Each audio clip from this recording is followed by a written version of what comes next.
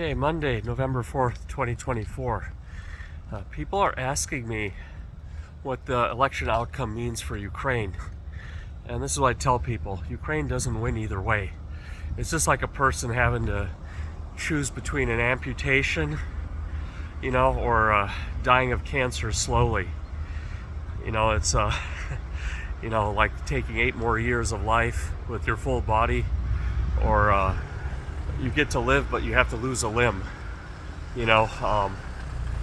So that's kind of what Ukraine has to choose between, amputation or long-term cancer. The current support from Biden, Harris, it just gives enough. We all know this. I've talked about this in many videos. You can check this in the media, and it's still not enough. And it's dependent on the politics of all the allies. It's just screwed up. And now you got North Koreans getting involved in Russia, and you're finding out these sanctions are getting bypassed.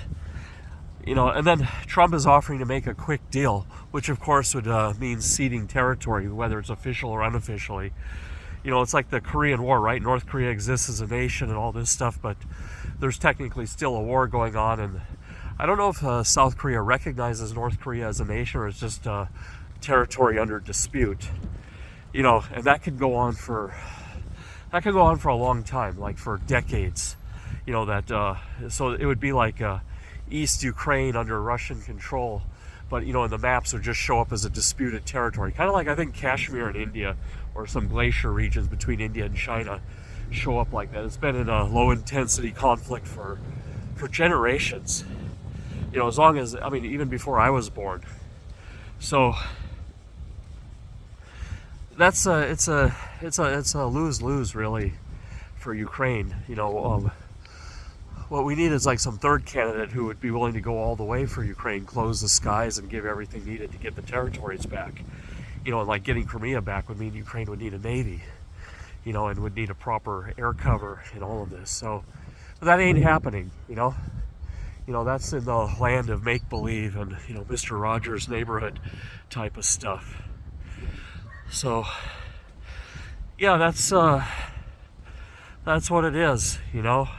My personal view is amputation, and getting to live is probably preferable, because we don't know what can happen in the future. Russia could collapse, and new technologies can emerge where you can get a new, nearly perfect prosthetic limb that feels like the real thing, right? The future always gives some hope.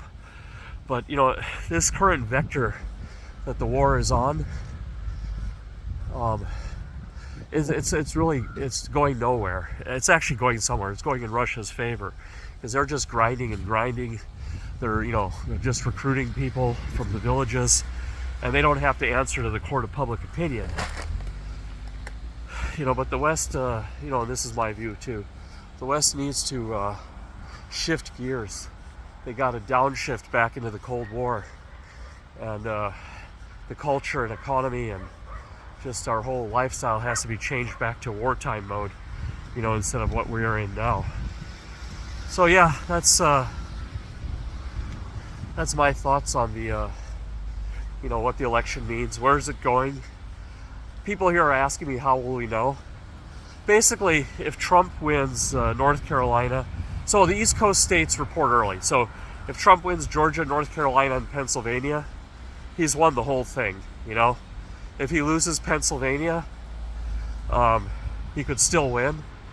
If he wins Georgia and North Carolina and loses Pennsylvania, it becomes really truly a slugfest all through the night. Then it starts depending on if Trump can get to Michigan or Wisconsin or something like that.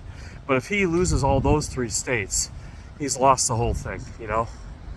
I don't know if there's any way he can win without those states, unless he flips Minnesota or something like that, which ain't gonna happen. I was born in Minnesota. They will vote Democrat no matter what. But I think we got some water on the lens. I don't know. So yeah, just watch Georgia, North Carolina, Pennsylvania. Whoever wins those states, or one of those 3 states, will win the whole thing. That pretty much tells the whole story. And I can tell you that Georgia's tip towards Trump. North Carolina is slightly towards Trump, and Pennsylvania is in a dead heat, but slight Trump. But these polls are all within what's called the margin of error, right? So you got to have more than 3% to be outside the margin of error. So if you're less than 3%, it's hard to decide who's winning. And I think for all of those states, they're all within this margin of error. So it's very fuzzy. And that's all you have to watch tomorrow night. Just watch those 3 states.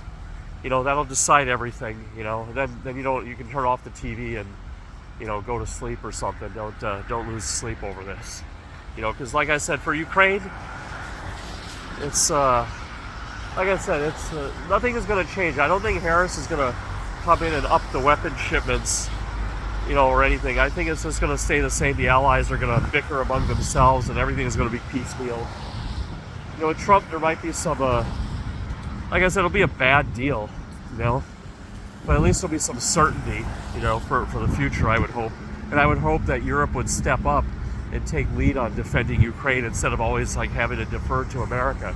This is in their neighborhood, and that Europe would arm itself better, and Europe would learn to work together better, get rid of this confederation government they have, all these separate nation states, and start working towards a united republic. That it's like Europe as a whole, as a nation, instead of just a collection of nations. Because with Russia and China rising, and India and Iran, these are all like super nations. So you need the biggest super nation of them all, 500 million people, all on the same page, instead of having to go through separate decision processes. That would be better. But anyway, that's all I got. You all take care. Bye bye.